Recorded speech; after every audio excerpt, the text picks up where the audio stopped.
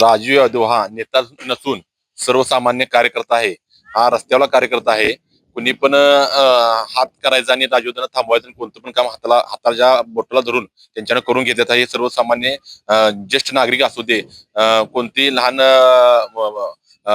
शाळेची मुलं असू देत. आता एसटी पण परवा थांबत नव्हती उंचगावमध्ये. तर एसटीला हात टाकून तिने एसटी परत आता कंटिन्यू थांबते तिथे एसटी आमच्या उंचगाव कमानीविषयी.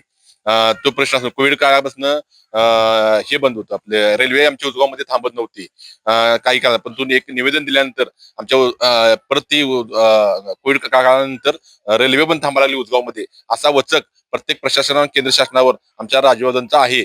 आणि कोणतीही सत्ता नसताना राजू इतकं कामात आहेत की ते कधीही एसीत बसत नाहीत, कायम रस्त्यावर कार्यकर्ता आहेत.